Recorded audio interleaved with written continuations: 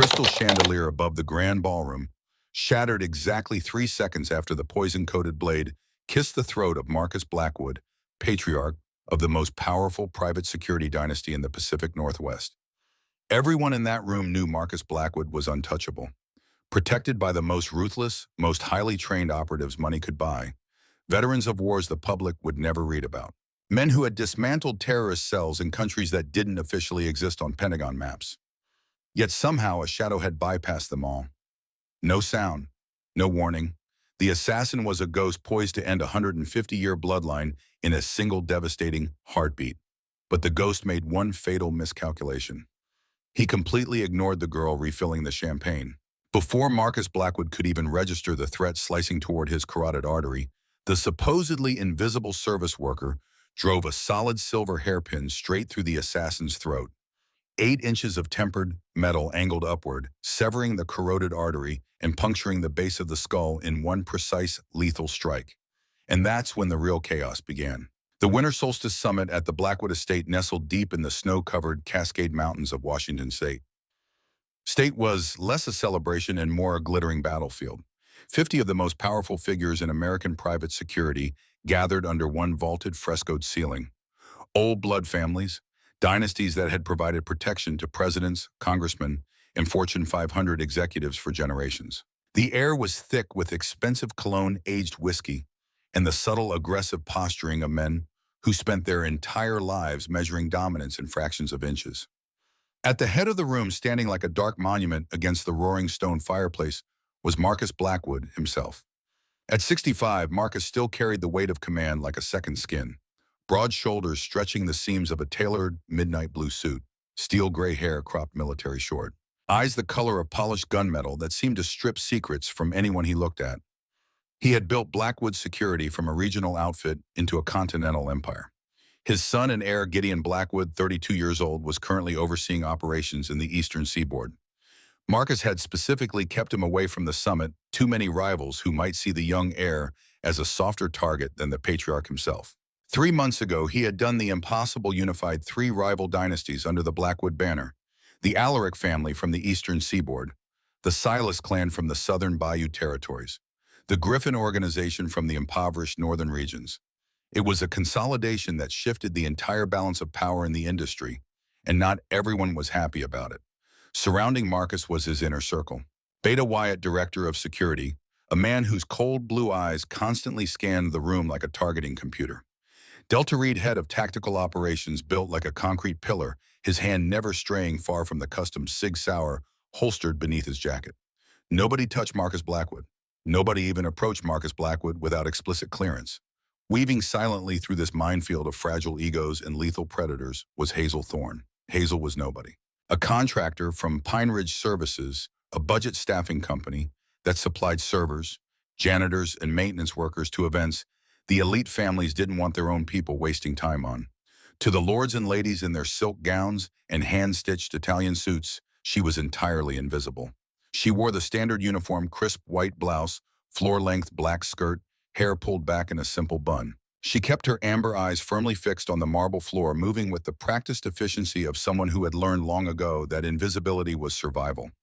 In the rigid hierarchy of the old blood world, people like Hazel occupied the bottom tier. The Omegas. Expendable, forgettable, meant to serve to blend into the wallpaper, to never speak unless spoken to. Hazel preferred being invisible.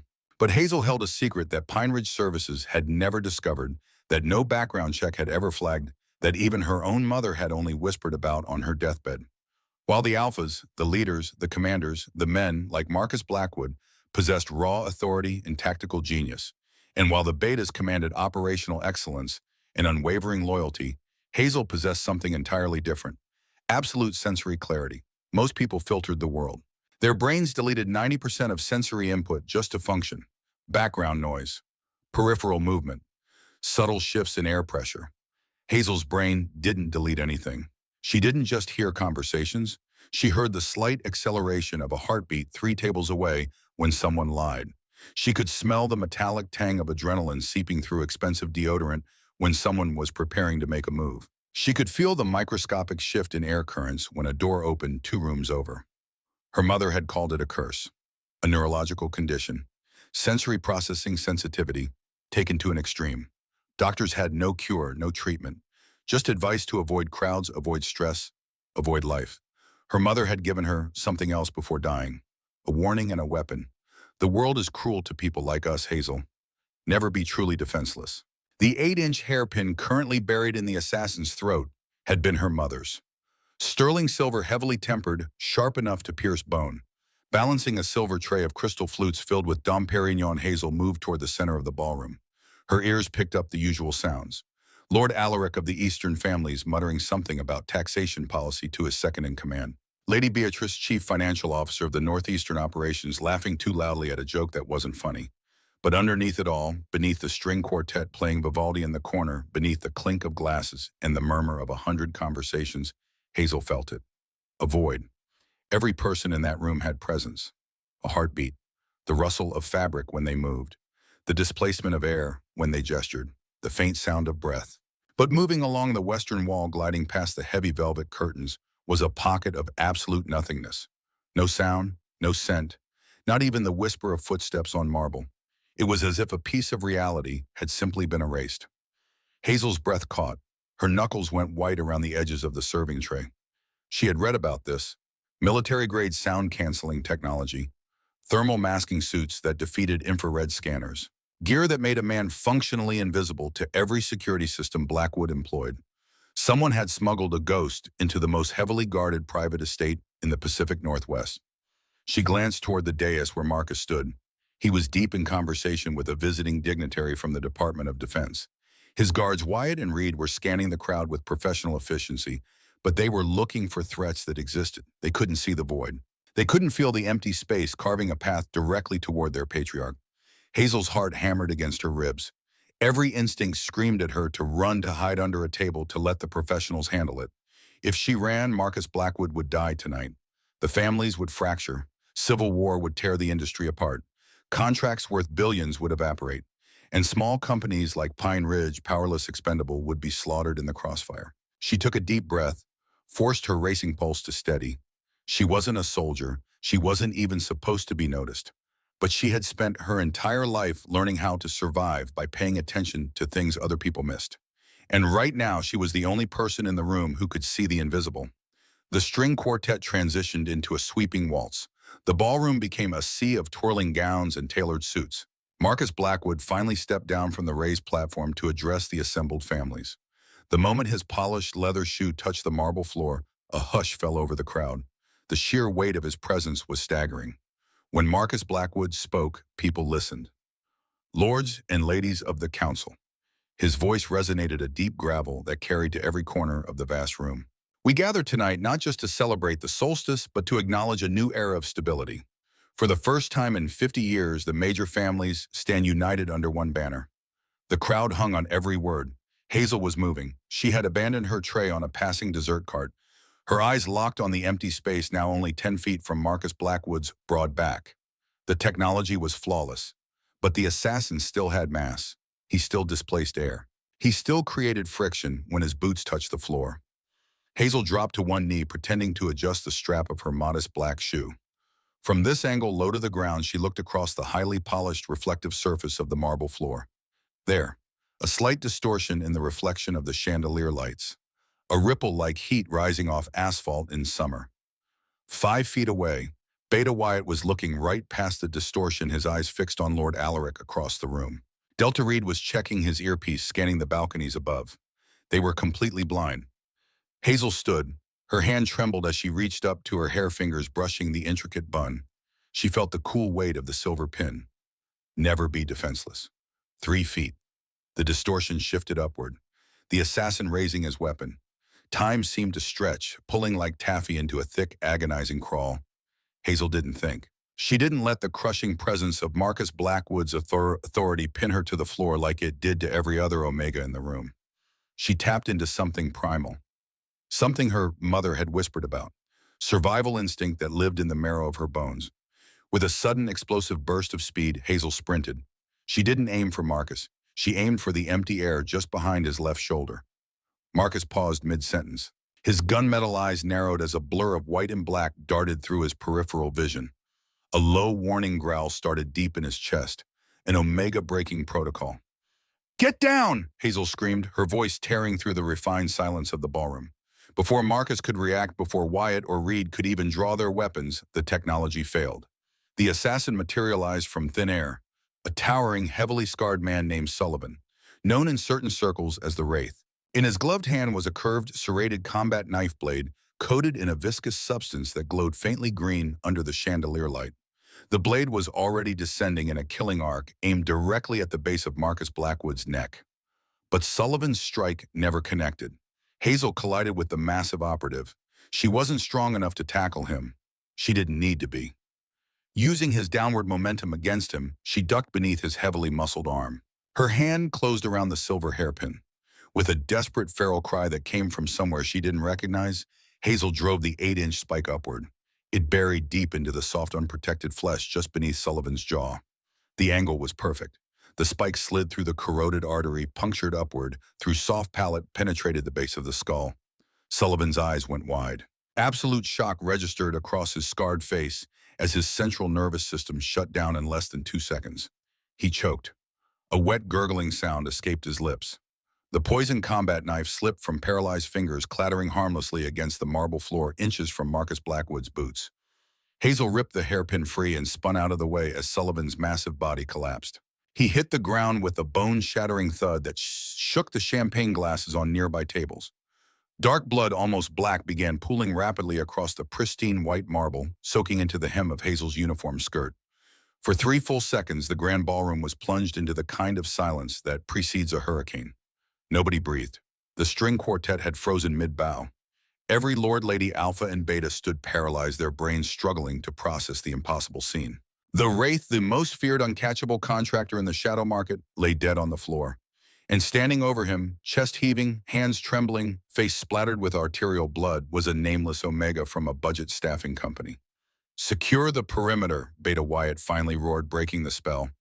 Guards flooded the room from every entrance. Doors slammed shut and locked. Panic erupted among the aristocratic guests as they realized how close they had just come to witnessing an execution. But Marcus Blackwood didn't look at the doors. He didn't look at the panicked guests. He didn't glance down at the dead man bleeding out on his floor. The patriarch turned slowly, his massive frame radiating an intense, burning focus. His gunmetal eyes locked onto Hazel. The weight of his attention was terrifying. It stripped away everything else in the room until it was just the two of them. The most powerful man in private security and the invisible girl who had just saved his life. Hazel's adrenaline crashed violently. The sheer overwhelming presence of Marcus Blackwood slammed into her nervous system like a physical force. Her legs gave out. She dropped to her knees, the bloody silver pin slipping from her fingers and ringing against the marble. She bowed her head submissively, waiting. She had drawn a weapon in the presence of the patriarch. She had caused bloodshed in the sanctuary of a solstice gathering. By every rule of the old blood families, her life was forfeit. Marcus took a slow, deliberate step toward her. His boots crunched lightly on a shard of shattered crystal from a dropped glass. He stopped just inches from where she knelt. "Look at me," Marcus commanded. It wasn't a roar. It was a low, controlled order that somehow carried more authority than any shout ever could. Trembling, Hazel slowly lifted her head. Her amber eyes met the storm in his gray ones. Marcus stared down at her. He took a sharp breath, inhaling deeply. Through the metallic tang of blood and the suffocating cloud of expensive perfume, he caught something else.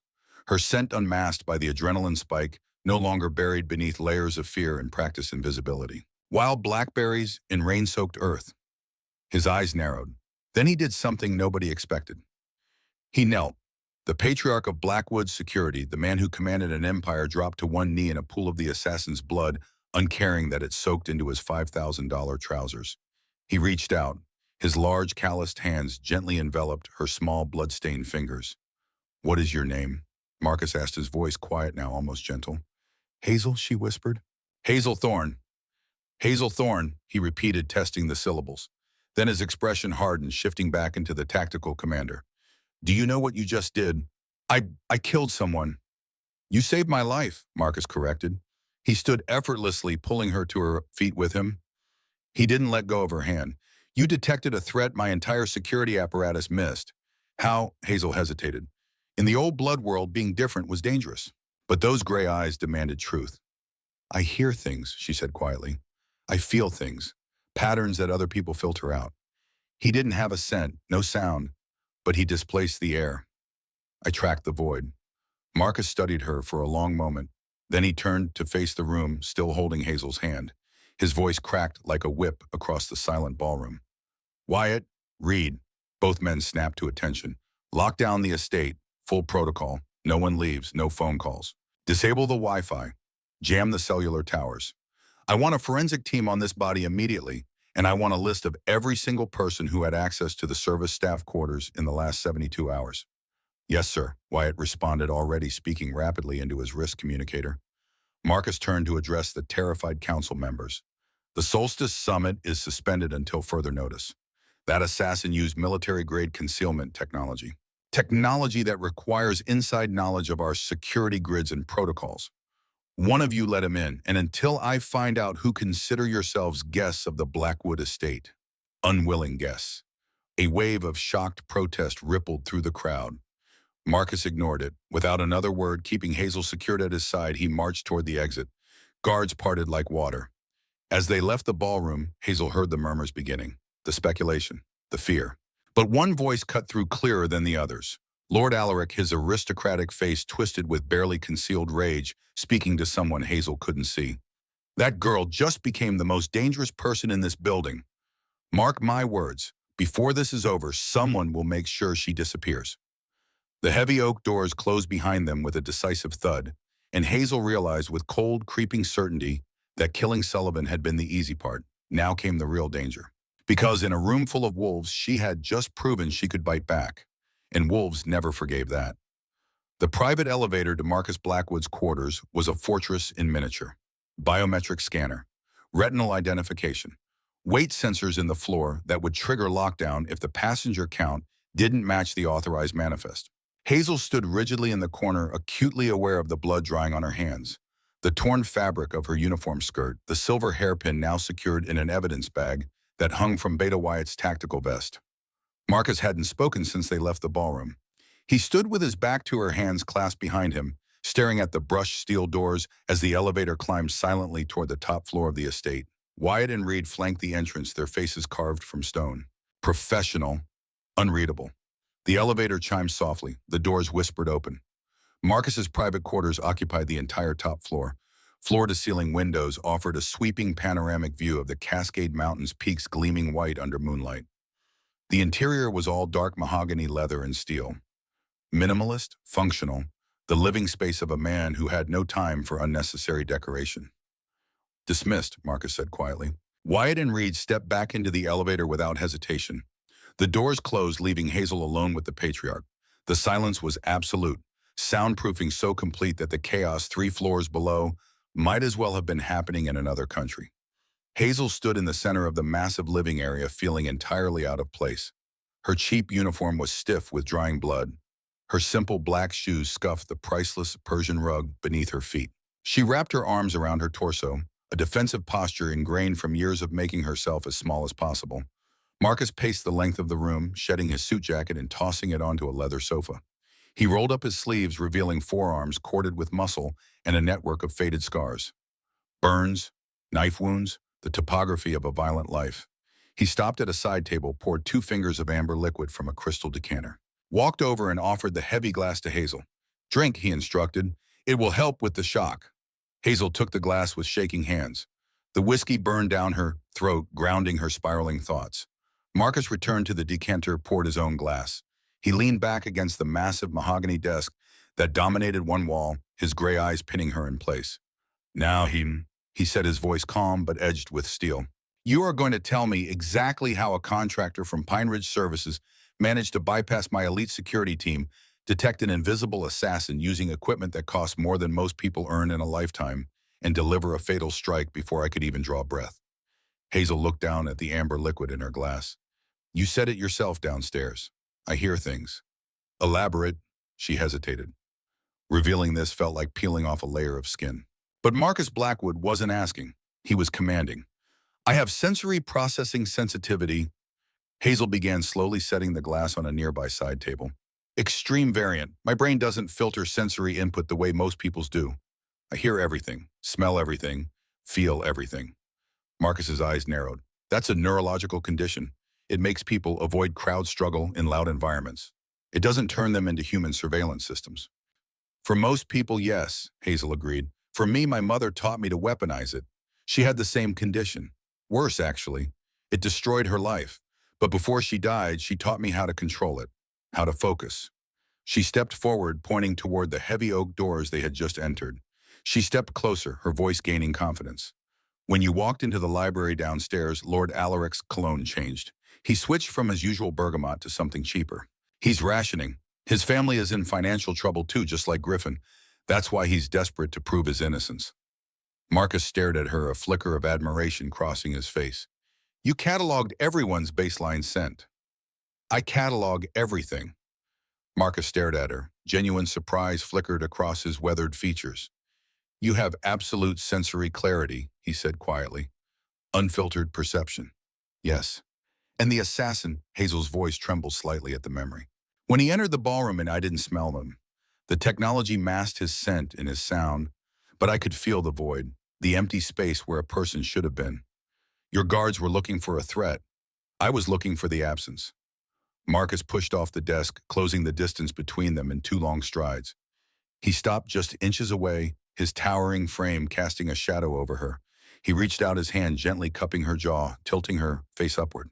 And the weapon, he asked softly, why does a service contractor carry a wolf's bane-laced silver spike hidden in her hair? Hazel's amber eyes shimmered. Because Pine Ridge is a brutal place for people like me. My mother forged it before she died.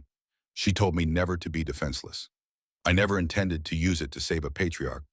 I only intended to survive long enough to quit and disappear. A dark rumble vibrated in Marcus's chest.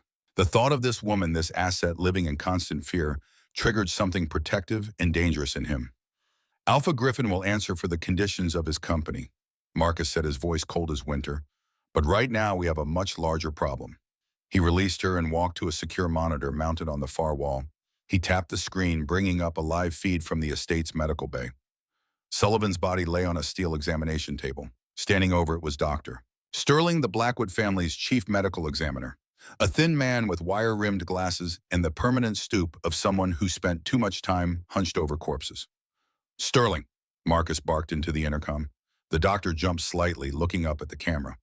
Patriarch Blackwood, I've completed the initial analysis. Report, Sterling gestured to the body. The assassin was killed instantly by the silver hairpin. Severed the carotid artery, punctured the brainstem. Death was immediate, but that's not the concerning part. Get to the point. The knife he was carrying. Sterling held up a transparent evidence bag containing the serrated blade. It was coated in a synthetic compound, highly concentrated neurotoxin derived from Aconitum napellus. Wolf's bane chemically modified. Marcus's jaw clenched. Modified how? It's not naturally occurring. This is a proprietary formula, specifically engineered to bypass the enhanced healing factors common in certain genetic lineages. Alpha bloodlines, to be precise. If this blade had connected with your carotid artery, Patriarch, your body wouldn't have been able to neutralize the toxin fast enough. You would have died within 90 seconds. The room seemed to drop 10 degrees. Who has the resources to engineer something like that? Marcus asked, though his tone suggested he already knew. Sterling's face went pale.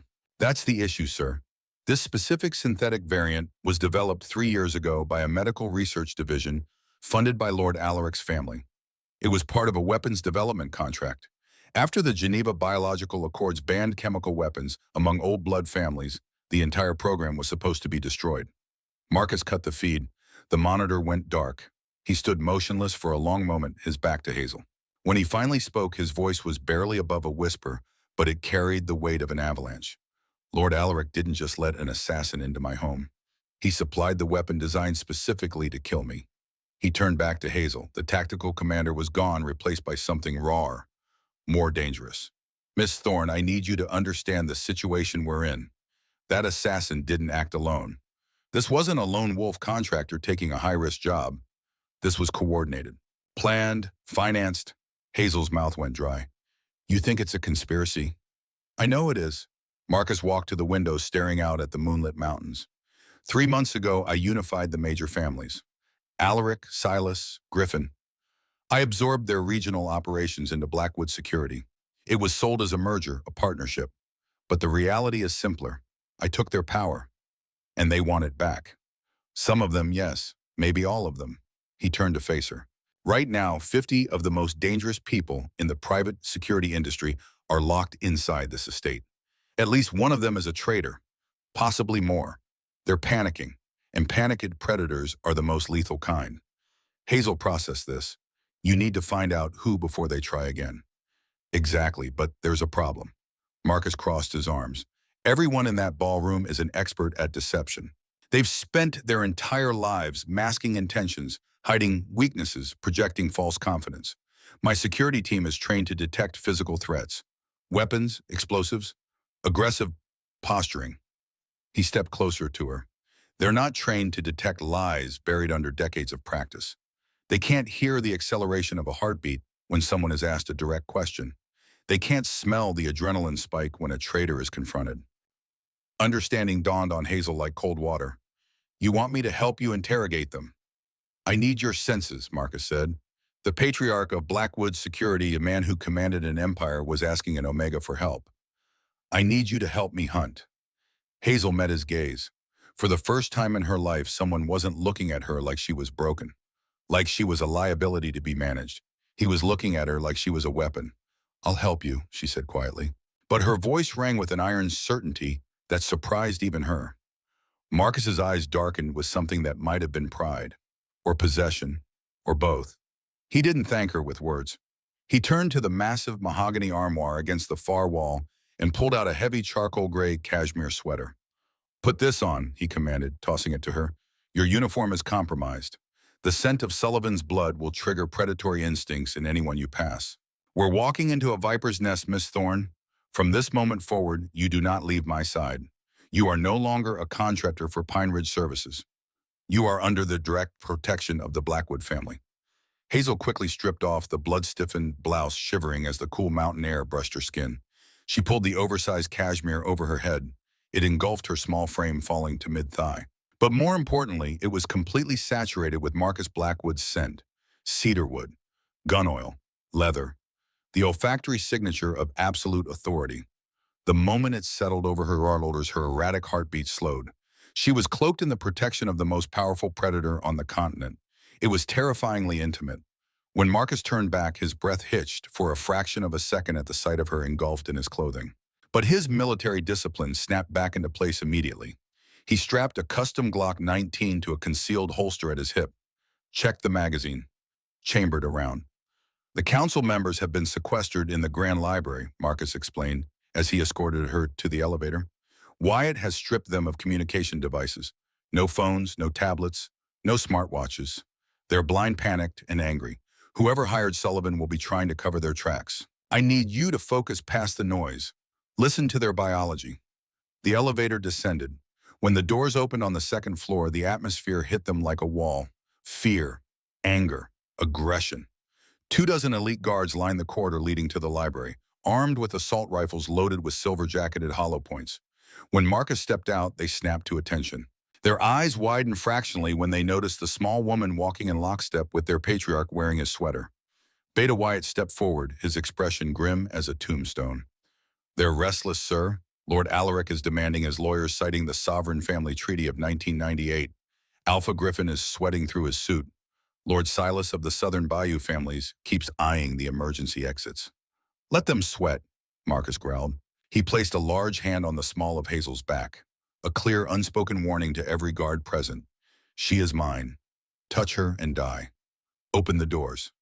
The Grand Library was a two-story marvel, floor-to-ceiling shelves lined with centuries-old texts, a roaring fireplace, heavy brass chandeliers. The moment the oak doors swung inward, the shouting began. This is an outrage! Lord Alaric roared, pacing in front of the fireplace. His custom suit was rumpled, his silver hair disheveled. You cannot hold the High Council hostage based on the actions of a rogue contractor. Marcus didn't shout back. He walked slowly into the center of the room, pulling Hazel with him. The sheer crushing gravity of his presence rolled over the assembled families like a tidal wave. Protest died in throats. Alphas and betas instinctively straightened, forced into submission by the genetic superiority of the patriarch. The assassin was carrying a weapon coated with a synthetic neurotoxin. Marcus stated, his voice a lethal purr that echoed off the vaulted ceiling. A compound specifically engineered to kill alpha bloodlines. A formula developed by a pharmaceutical front owned by your family Alaric. He let that hang in the air. Don't speak to me of outrage. Alaric's eyes darted nervously, but he recovered quickly, masking it with indignation. Industrial espionage. Someone stole that formula to frame me. You have no proof of my involvement, Marcus. And relying on the testimony of a deranged, blood-soaked service worker, he sneered, looking directly at Hazel, is pathetic. Focus, Marcus murmured softly, leaning his head down so only Hazel could hear. Listen. Hazel closed her eyes, tuned out the suffocating testosterone, the expensive cologne, the crackling fire. She cast her senses outward, isolating biological rhythms. Thump, thump, thump, thump. Thump, thump. Lord Alaric's heart rate was elevated.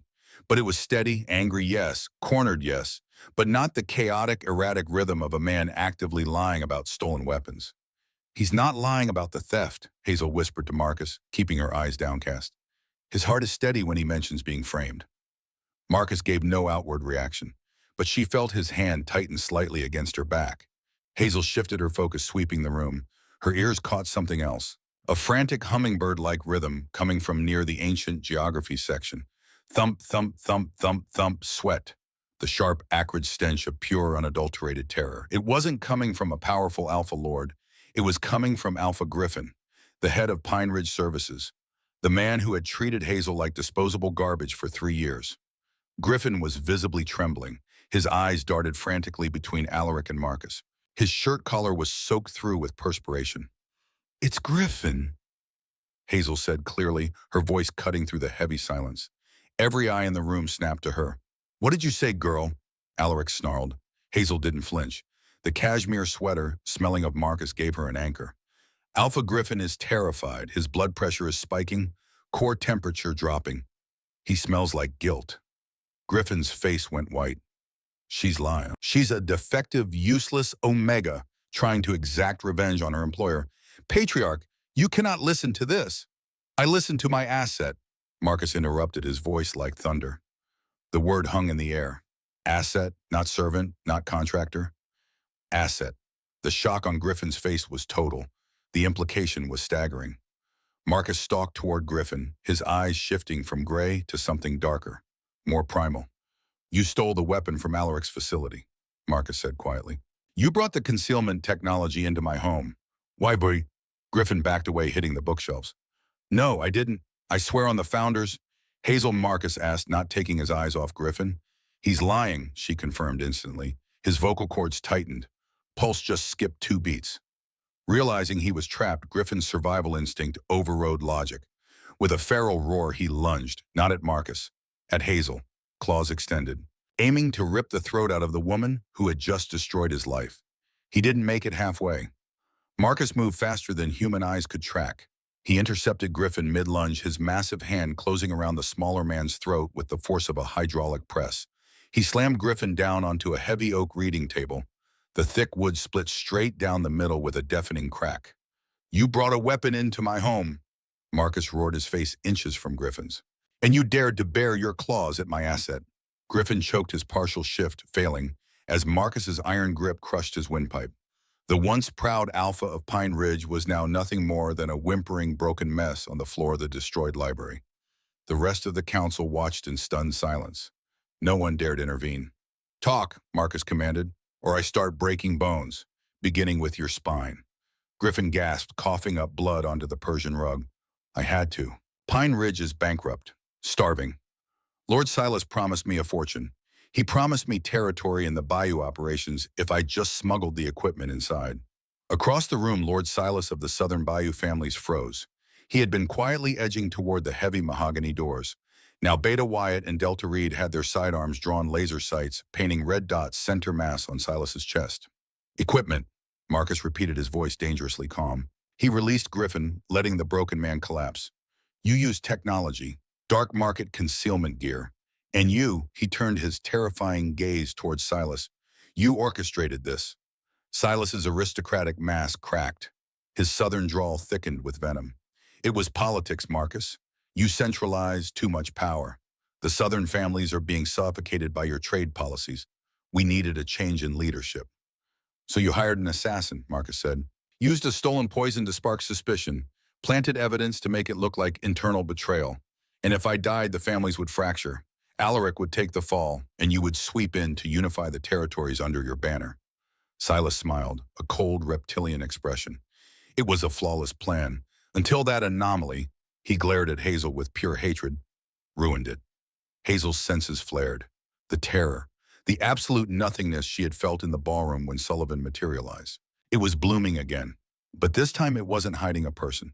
It was expanding, rapidly, sucking the air, the sound, the very oxygen out of the room. Marcus! Hazel shouted, grabbing her chest as sudden agonizing pressure seized her lungs. There's something else. Another device. It's activating. Silas laughed, a manic, desperate sound. The concealment suit wasn't just for hiding Sullivan, it was rigged. If the assassination failed, the secondary protocol activates. A localized electromagnetic pulse combined with a thermal charge. It will incinerate everyone in this room. The council dies tonight, and the southern families rise from the ashes. Marcus's face went white. Where is it?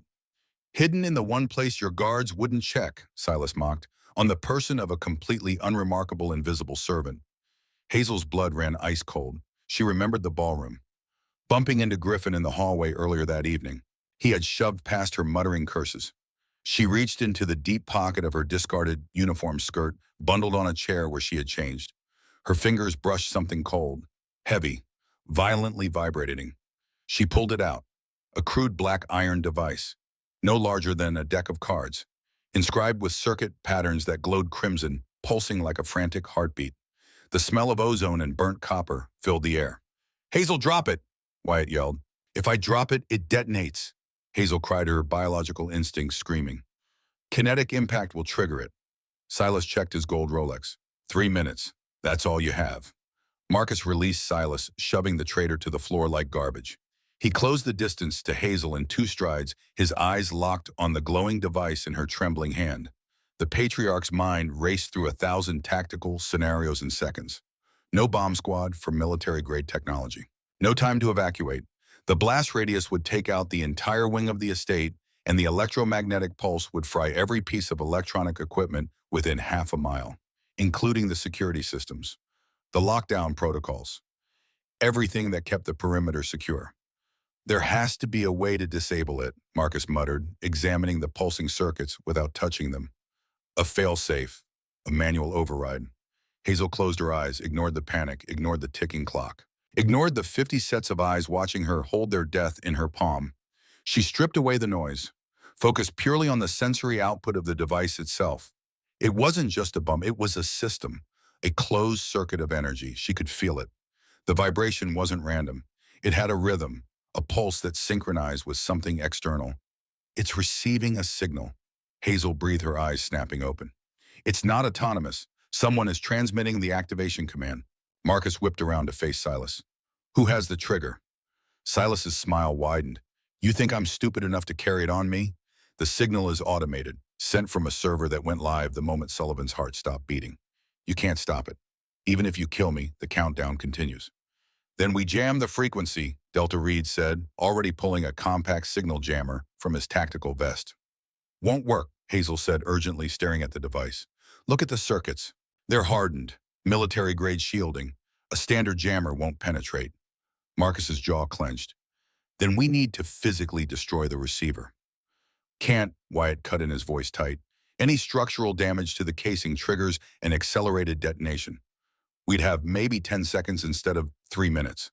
The device pulsed faster. The crimson glow intensified. 2 minutes, 40 seconds. There has to be something, Marcus growled. He turned back to Hazel, his gray eyes boring into hers. You said you could feel it. The rhythm. What else do you sense? Hazel forced herself to breathe, to focus.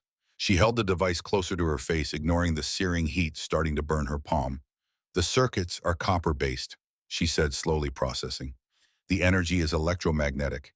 It's being conducted through the metal housing. So, Alaric snapped from across the room. What does that matter? Copper conducts electricity efficiently. Hazel continued, her voice gaining strength. But certain materials disrupt electromagnetic fields, create interference. Marcus's eyes widened slightly. Silver. Yes, Hazel looked up at him. Silver has unique conductive properties. It can create localized disruption in electromagnetic circuits. If we can short-circuit the receiver before the pulse reaches critical mass, the device might fail to detonate, Marcus finished. He was already moving, drawing the custom combat knife from the sheath at his belt. 8 inches of pure weapon-grade silver, forged specifically for close-quarters combat. The blade caught the firelight gleaming like liquid mercury. This is insane, Lord Alaric protested. You're going to stab a bomb. You have a better idea, Marcus snapped. He turned back to Hazel, his voice dropping to something gentler. Something that might have been concern. I need you to tell me exactly where to strike. One chance, if I'm off by even a millimeter, we all die. Hazel stared at the device. Her hand was shaking badly now.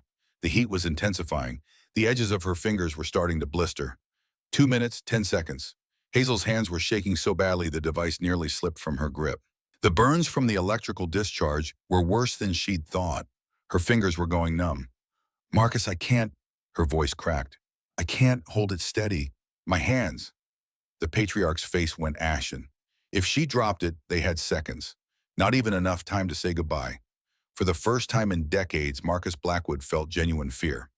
Not of death, of failing everyone in this room because the one person who could save them was too injured to hold on. Miss Thorne, his voice cut through her panic like a blade. Look at me. Hazel's amber eyes snapped to his gray ones. You tracked a ghost no one else could see. You killed a man twice your size with a hairpin. You've held this bomb for 2 minutes without dropping it. Your hands will not fail you now. Something in his absolute certainty anchored her. The pain faded to background noise. Her fingers locked. The trembling stopped. She took one shuddering breath.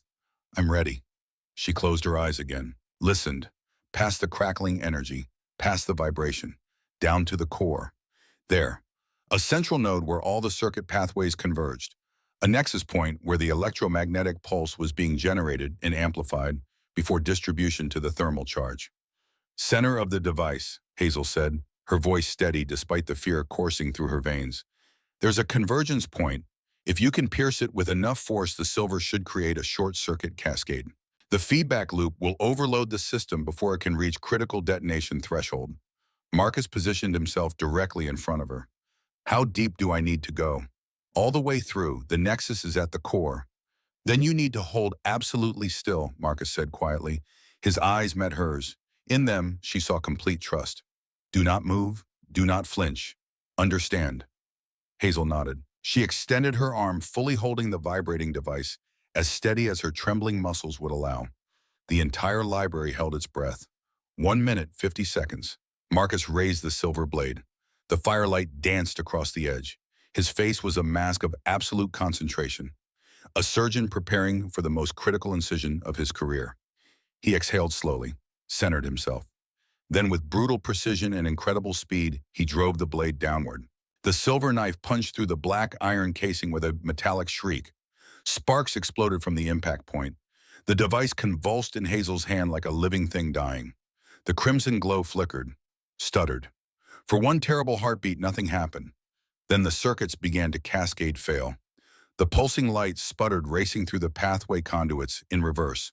The electromagnetic field collapsed inward instead of expanding outward. A blinding flash of purple-white light erupted from Hazel's palm.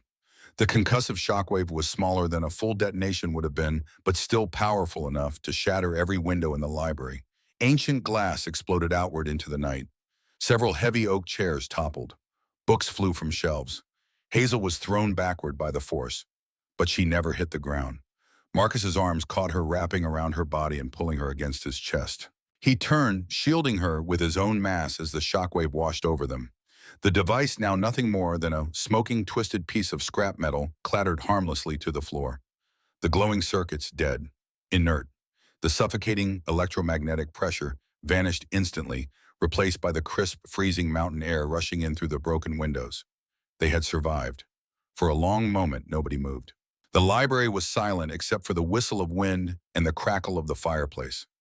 Marcus pulled back slightly, looking down at Hazel. His chest heaved. His face was streaked with soot from the discharge. You're extraordinary, he whispered. The reverence in his voice was unmistakable. Then the patriarch's expression hardened. He released Hazel carefully, making sure she was steady on her feet. He turned to face the shocked, terrified council members scattered across the destroyed library. His voice when he spoke was devoid of all mercy. Wyatt, Reed. Both men snapped to attention, weapons already drawn. Take Silas and Griffin to the subterranean holding cells.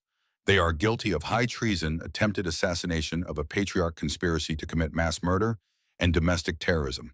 Strip them, chain them. No food, no water, no light. They will await formal trial by the full Continental Council. Guards surged forward. Silas tried to resist, but Reed drove a knee into his solar plexus, doubling him over. Griffin was already broken, offering no resistance as they dragged him toward the exit. "This isn't over," Silas screamed as they hauled him through the doors. "The Southern families will never accept Blackwood dominance. Never." The heavy oak doors slammed shut, muffling his protests. Marcus turned slowly, his predator's gaze sweeping across the remaining council members. Lords and ladies who had moments ago been convinced they were about to die. "Let me be absolutely clear," Marcus said, his voice carrying to every corner of the vast room despite the broken windows. "What you just witnessed was not an isolated incident. This was a coordinated coup attempt. Multiple families working in concert to destabilize Blackwood security and fracture the Continental Alliance." He began to pace his boots, crunching on shattered glass. Griffin confessed to smuggling the equipment. Silas admitted to orchestrating the assassination. But neither of them possessed the technical expertise to engineer a military-grade electromagnetic device. Neither of them had access to the concealment technology without inside help. Lord Alaric stepped forward, his aristocratic face pale but composed. "Patriarch Blackwood, I swear to you on the founders, my family had no knowledge of this plot. Yes, the neurotoxin was derived from our research, but that program was dismantled 3 years ago. Someone stole the formula and the prototype devices from our secure facility." "When?" Marcus demanded. 18 months ago. We reported it to the Continental Security Board. The investigation went nowhere." Marcus's eyes narrowed. "Who had access to your facility during that time frame?" Alaric hesitated. Then his expression darkened with realization. "Beatrice. Lady Beatrice Ashford. She was conducting a financial audit of our research division. She had unrestricted access for 6 weeks." Every head turned toward the corner of the library. Lady Beatrice Ashford, Chief Financial Officer of the Northeastern Operations, stood frozen near a toppled bookshelf. She was a striking woman in her early 50s, impeccably dressed in a slate-gray suit, silver hair pulled back in a severe bun, cold blue eyes that had watched the entire scene unfold with calculated detachment. "That's absurd," Beatrice said, her voice smooth as silk. "I was auditing financial records, not wandering through weapons research facilities." "Hazel," Marcus said quietly. Hazel focused on Beatrice. Listened past the controlled voice, past the practiced composure. Thump, thump, thump, thump. Elevated heart rate, not panic. Something else. Adrenaline, wow. The chemical signature of someone preparing to run. "She's about to bolt," Hazel said. Beatrice's eyes flicked toward the shattered windows, calculating, measuring the distance. "Don't," Marcus warned. But Beatrice was already moving. She grabbed a heavy brass candlestick from a side table and hurled it at the nearest guard. The man ducked. Beatrice sprinted toward the window. She almost made it. Beta Wyatt was faster. He tackled her mid-stride, slamming her to the ground. The impact drove the air from her lungs. Wyatt twisted her arms behind her back, securing her wrists with flex cuffs in one smooth motion. "Get off me," Beatrice snarled, all pretense of composure shattered. "You have no proof, no evidence." Marcus walked over slowly, looked down at her with cold contempt.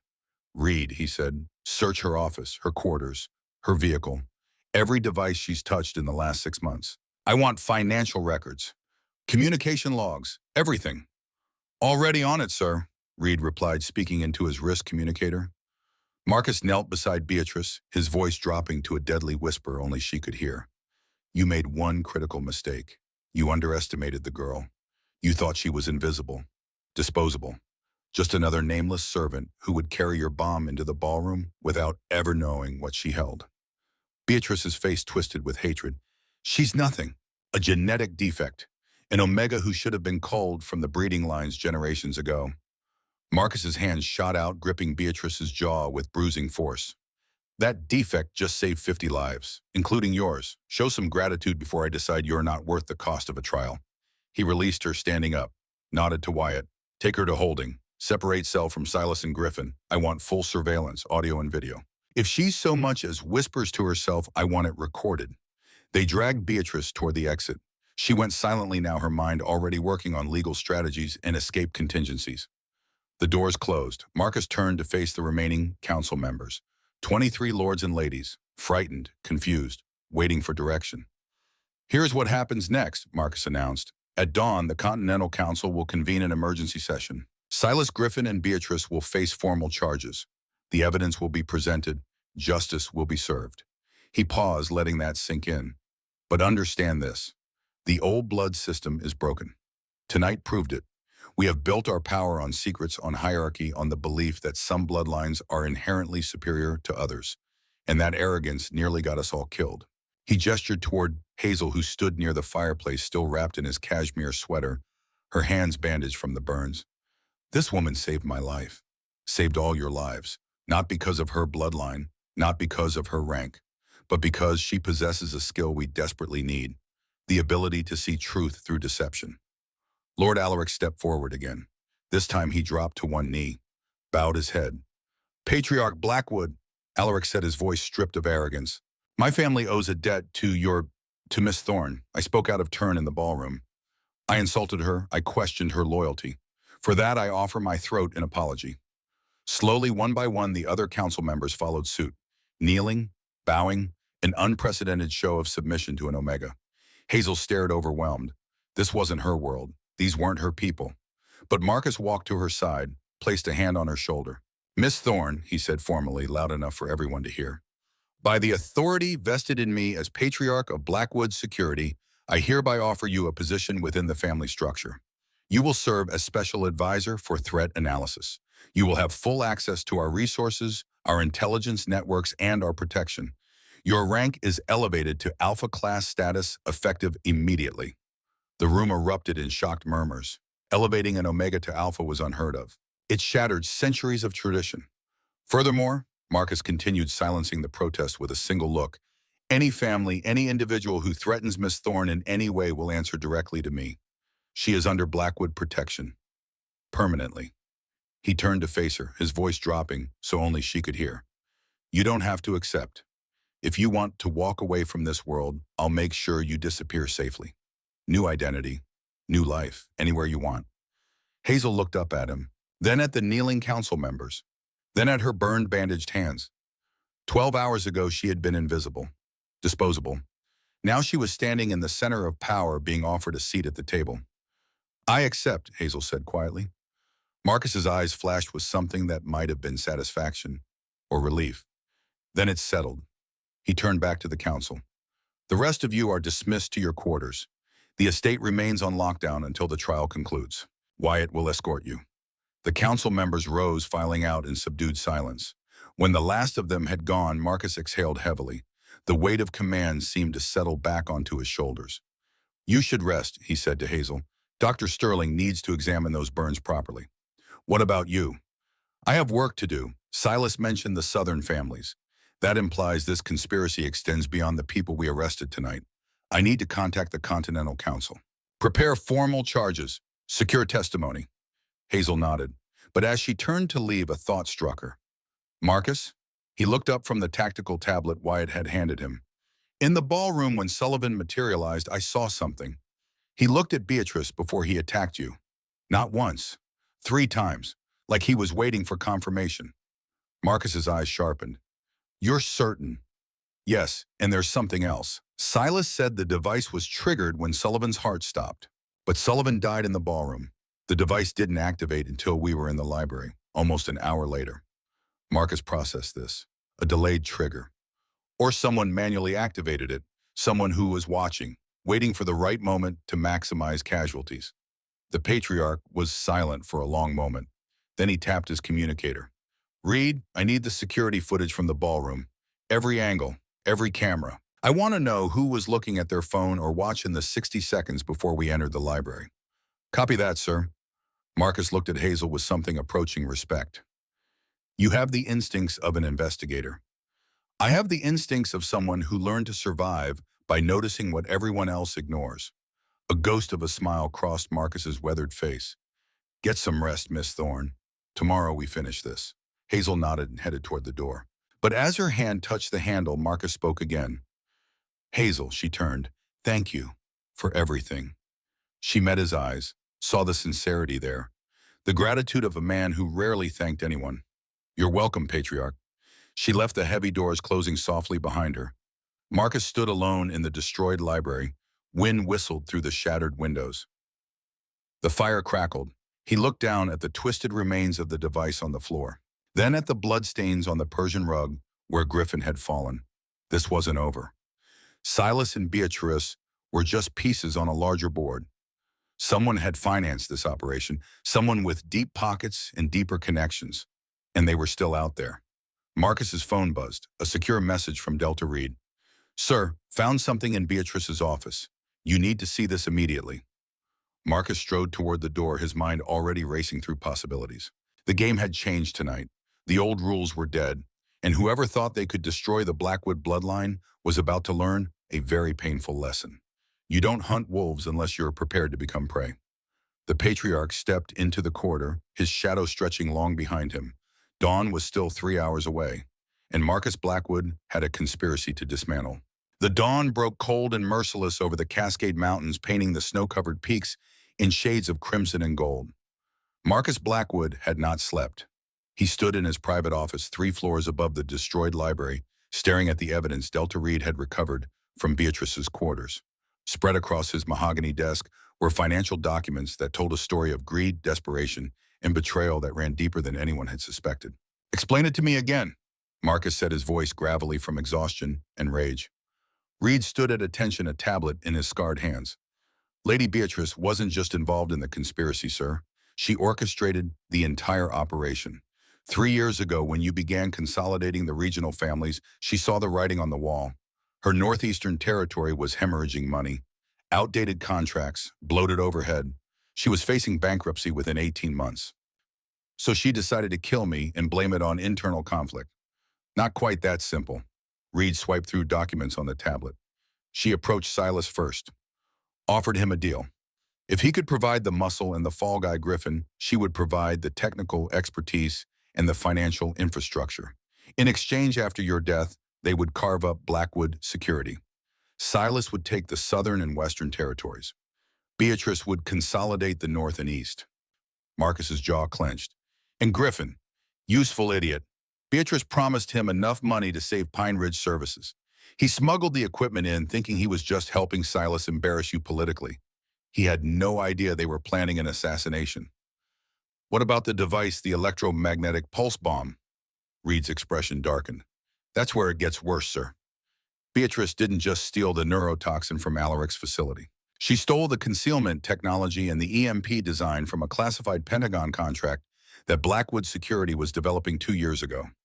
The room went silent. Marcus turned slowly. She stole from us, from our own research division. Yes, sir. The project was called Ghost Protocol, Next Generation Stealth and Area Denial Weapons for Special Operations. It was mothballed after the Continental Council deemed it too dangerous.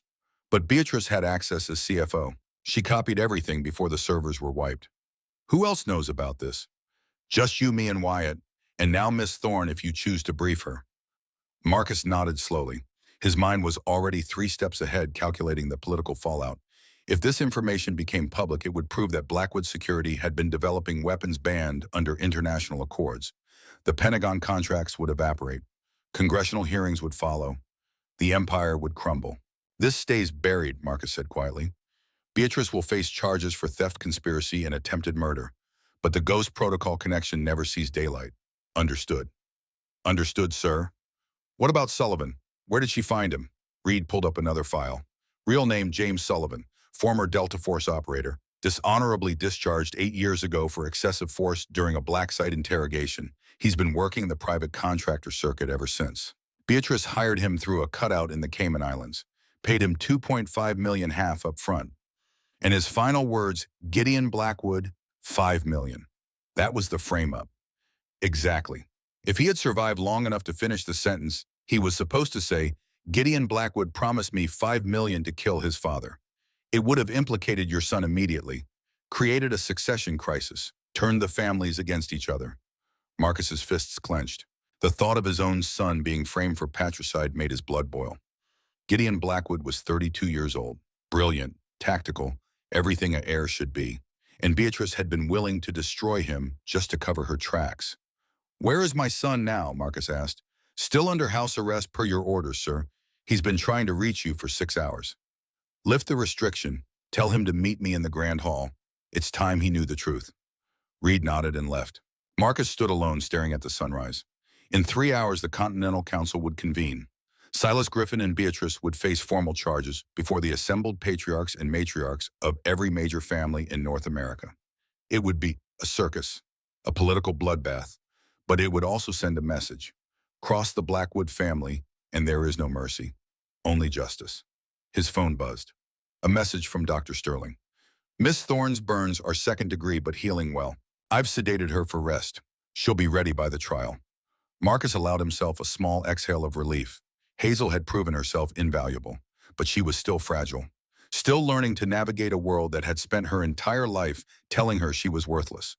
He would make sure she survived it, because Marcus Blackwood protected his assets. Always.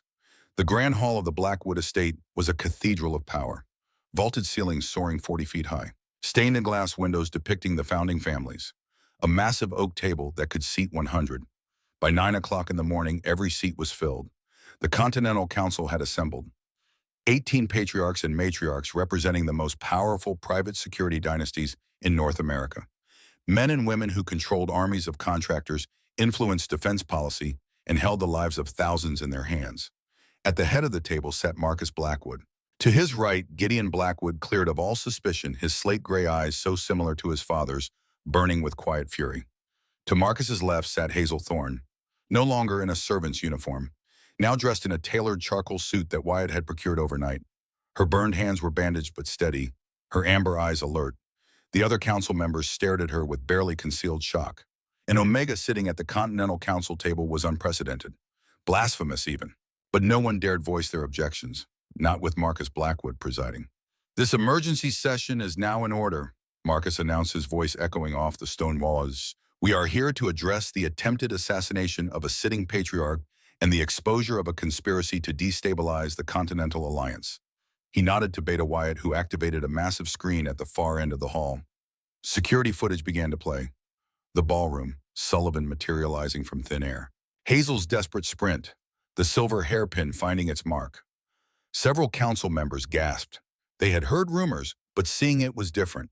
"The assassin was James Sullivan," Marcus continued, "hired by Lady Beatrice Ashford, with assistance from Lord Silas Marchand and Alpha Griffin of Pine Ridge Services. Their goal was to murder me, frame my son for the crime, and divide Blackwood's security among themselves." The screen switched to financial records, offshore accounts, wire transfers, encrypted communications. The evidence was overwhelming. "Bring in the accused," Marcus commanded. Heavy doors opened. Guards escorted Silas Griffin and Beatrice into the hall in chains. They were forced to kneel before the council table. Silas looked defiant. Griffin looked broken. Beatrice looked coldly calculating, her blue eyes already scanning for weaknesses in the proceedings. Lord Alaric of the Eastern family stood. "Patriarch Blackwood, the evidence you presented is damning, but the Continental Council requires testimony. We must hear from the accused and from the witness who detected the threat." Marcus gestured to Hazel. "Miss Thorne, please explain to the council how you identified the assassin." Hazel stood, every eye turned to her. The weight of their attention was crushing, but she had survived worse. "I have sensory processing sensitivity," she began, her voice steady. "An extreme neurological condition that prevents my brain from filtering sensory input. I perceive environmental details that most people unconsciously ignore." She walked toward the screen where footage of the ballroom was frozen on Sullivan's concealed form. The assassin used military-grade concealment technology, sound-canceling fabric, thermal camouflage. But he couldn't eliminate his mass. He still displaced air, created pressure differentials when he moved. "I tracked the void, the absence, rather than searching for a presence." "Impossible," muttered Matriarch Thorne of the Western Coalition.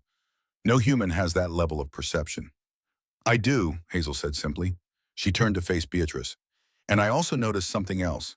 In the 60 seconds before the electromagnetic device activated in the library, Lady Beatrice checked her watch 3 times. She wasn't checking the time, she was monitoring the countdown." Beatrice's face remained impassive, but Hazel heard it. The spike in her heart rate, the subtle catch in her breathing. "She's lying again," Hazel said.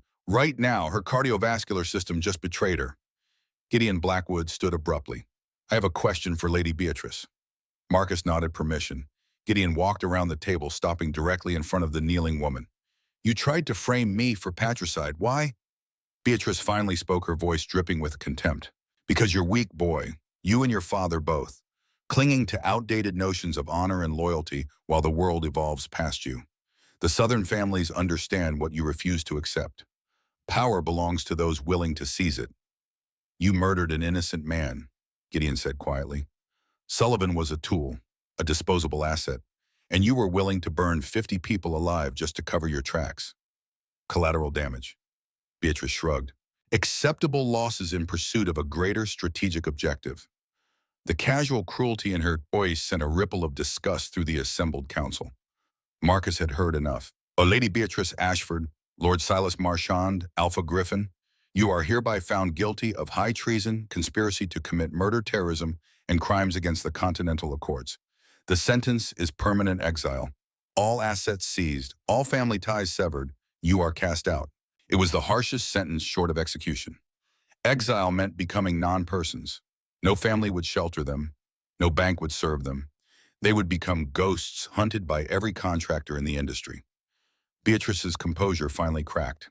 You can't do this. I have rights under the... You have nothing, Marcus said coldly. Take them away. Guards hauled the condemned to their feet. Silas went silently, already defeated. Griffin sobbed. Beatrice screamed threats until the doors closed, cutting off her voice. The grand hall sat in stunned silence. Finally, Lord Alaric stood again. Patriarch Blackwood, the Eastern families formally apologized for the role our stolen technology played in this conspiracy. We pledge renewed loyalty to the Continental Alliance. One by one, the other families echoed the sentiment, pledges of loyalty, offers of reparation, political maneuvering disguised as contrition. Marcus let them speak. Let them commit themselves publicly. Then he stood. The old blood system survived last night because one woman refused to be invisible. Miss Hazel Thorne saved not just my life, but the lives of everyone in this room. She exposed a conspiracy that would have plunged our industry into civil war. He turned to Hazel, extending his hand. She took it, rising to stand beside him. Effective immediately, Miss Thorne is appointed as the Blackwood family's chief threat analyst. She will have full authority to investigate any family, any contract, any operation that poses a security risk to the Continental Alliance. Her rank is Alpha equivalent. Her word carries the weight of this office. The announcement landed like a bomb. Whispers erupted around the table. Furthermore, Marcus continued, silencing the protests. Any family that refuses to cooperate with Miss Thorne's investigations will be considered hostile to Blackwood interests, and we will respond accordingly. It was a power play, bold, unprecedented, but no one challenged it, not with the evidence of Beatrice's treachery still fresh on the screen. This session is adjourned, Marcus declared. The families are released from lockdown. But understand this, the next person who threatens the stability of this alliance will not receive the mercy of exile. There will be no trial, no deliberation, only swift final justice. The council members filed out in subdued silence, already calculating how this shift in power would affect their own positions. When the last of them had gone, only Marcus, Gideon, and Hazel remained. Gideon turned to Hazel, extending his hand. Thank you for clearing my name and for saving my father. Hazel shook it. You were never really in danger. The evidence against you was too convenient, too obvious. Still, I'm in your debt. Marcus clapped his son on the shoulder. Go. Coordinate with Wyatt on security upgrades. I want new protocols in place by the end of the week. Gideon nodded and left. Gideon nodded and left. How are your hands? Marcus asked quietly. Healing. Dr. Sterling says I'll have full mobility in a few days. Good. He walked to the windows, looking out at the snow-covered mountains. You understand what I've done, don't you? Making you chief threat analyst isn't just a title. It's made you a target. Every family that has something to hide will see you as a threat. I know. And you still accept, Hazel joined him at the window. 3 days ago, I was invisible. People looked through me. Now I have power, purpose. I'm not going back to being nothing. Marcus studied her profile, saw the steel beneath the quiet exterior. You'll need training, combat, interrogation, intelligence analysis. It won't be easy. I didn't ask for easy. I asked for a chance. Yeah, and a rare smile ghosted across Marcus's weathered face. Then welcome to the Blackwood family, Miss Thorne. The Blackwood Security Headquarters occupied an entire city block in downtown Seattle, steel and glass rising 40 stories above the Pacific Northwest skyline. On the 38th floor, Hazel Thorne stood in her new office reviewing intelligence reports from across the continent. She had changed. Leaner now muscle replacing the softness of her old life. Her hair was shorter, more practical. She wore tactical clothing, dark pants, fitted jacket boots designed for function rather than fashion. On her desk sat a silver-framed photograph, her mother smiling, holding a younger Hazel. Never be defenseless.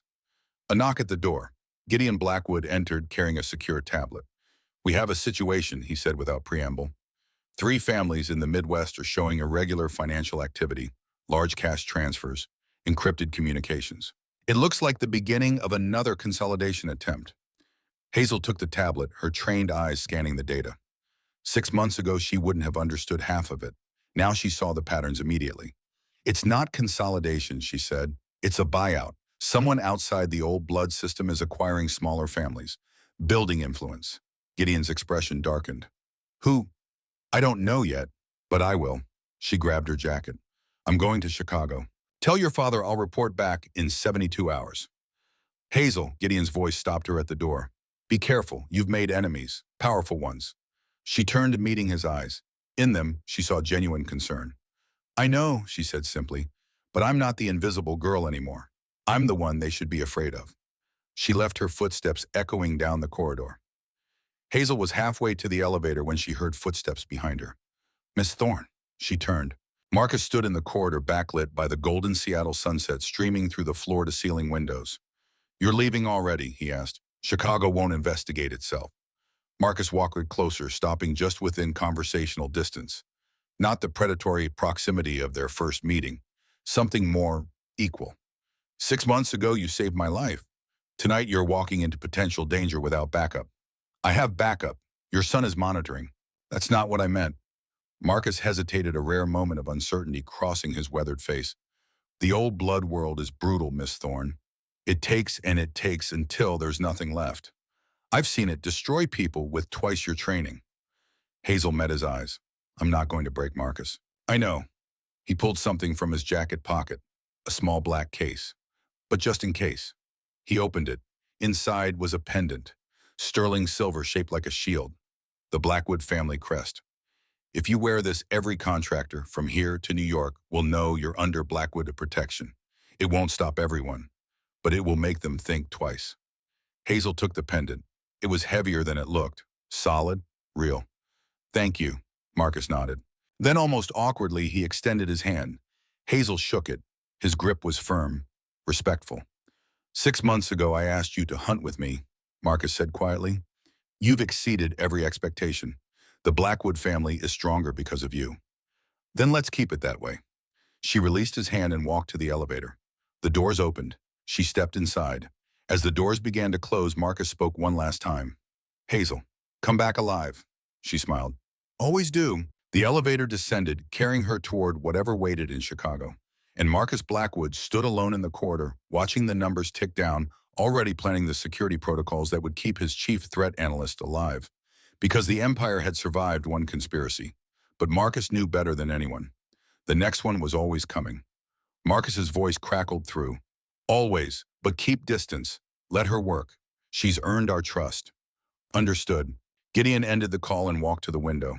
The Seattle skyline stretched below a concrete jungle where fortunes were made and destroyed daily. The old blood system had survived its greatest threat, but new challenges were emerging.